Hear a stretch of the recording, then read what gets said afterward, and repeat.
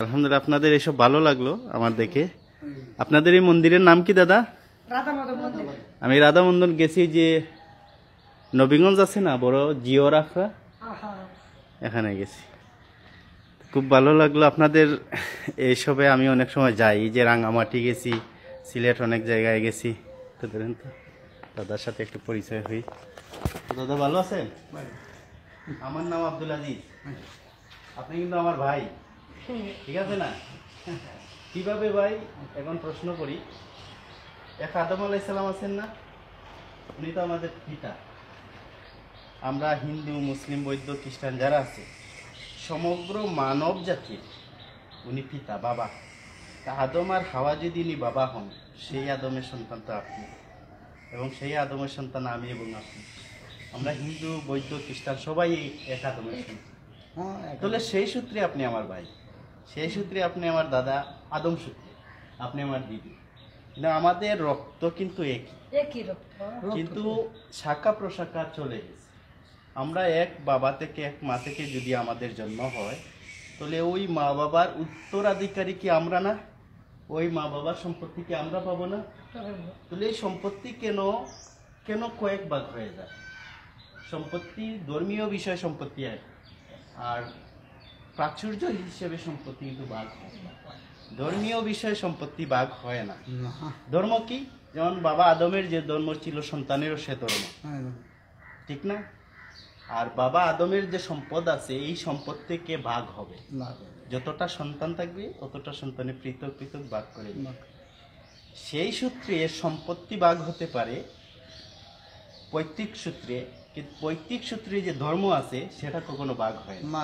আর যদিও সেটা ভাগ হয়, সেখানে বুঝতে হবে তৃতীয় পক্ষ কেহ আছে। অর্থাৎ তৃতীয় পক্ষ আপনাদের ভাষ্য হলো শনি, আর আমাদের ভাষ্য হলো শয়তান। নিশ্চয়ই সে কুমন্ত্রণা করে এখানে ধর্মকে পৃথক করে নিচ্ছে, সে হলো তৃতীয় পক্ষ। আর বেটা বাপ বেটার মধ্যে এক পক্ষ যে থাকার কথা, সেখানে কিন্তু সে তৃতীয় পক্ষ হয়ে দ্বিতীয় পক্ষ করে ফেলছে, ধর্মকে দুইটি পক্ষে নিয়ে নিচ্ছে। এই জন্য আমি বলি আপনি আমার ভাই। কিভাবে? আদম সূত্র। অথবা আমরা দুটি ধারায় আছি, একটি হলো ভালো সত্য দ্বারা, আর একটি হলো সত্য কিন্তু আমরা মানি, কিন্তু এর ভিতরে রহস্য গেলে বোঝা যায় যে আমাদের বাপ দাদারা ভুল করে আসছে। আপনি মাইন্ড করতে পারেন, আমি একটা কথা বলি, এই যে আসমান, এই যে জমিন, যিনি সৃষ্টি করছে, যিনি তৈরি করছে, কে তৈরি করছে? একমাত্র এক আল্লাহ, যিনি স্রষ্টা। আপনারা বলেন ভগবান। ওই আল্লাহ, ওই ভগবানের অধিকার কি?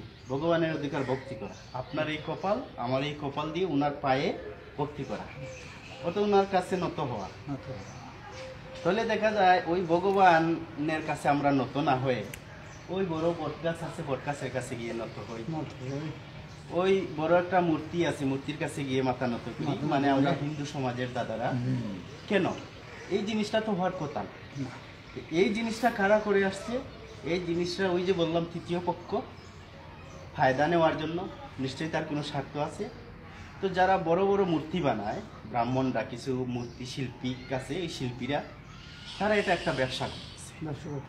এটা বলতেছে এটা সৌন্দর্য, এটা তোমাদের বাবা মারা গেছে, মা মারা গেছে, মা অথবা বাবার রূপ ধারণ করে এখানে তোমরা তাদেরকে ইবাদত করো, তাদের পূজা করো, তাহলে তারা আত্মা শান্তি হয়।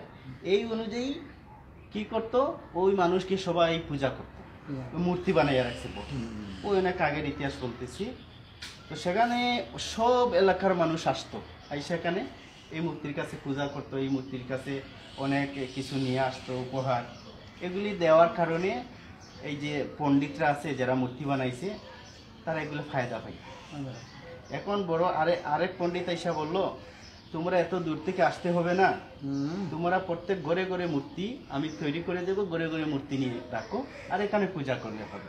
এই হলো সমগ্র বিশ্বের যত হিন্দু ঘর আছে, সবার ঘরে ঘরে মূর্তি পৌঁছে গেছে। আসলে এই ভক্তি পাওয়ার যোগ্য একমাত্র সৃষ্টি করছে।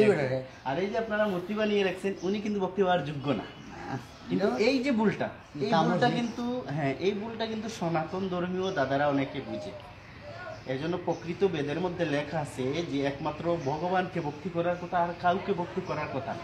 সৃষ্টি করছে, প্রকৃত ধর্মে লেখা আছে, আমরা তৈরি করছে, আমরা ইয়ে করবার দরকার। হ্যাঁ হ্যাঁ, এই তো আপনি বুঝে ফেলছেন, আলহামদুলিল্লাহ।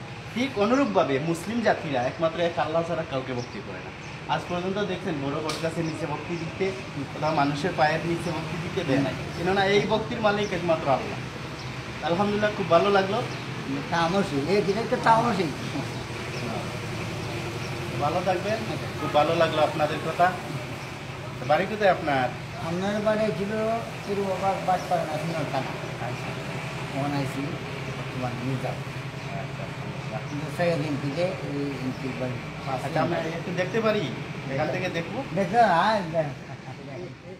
এই দেবতার নাম কি?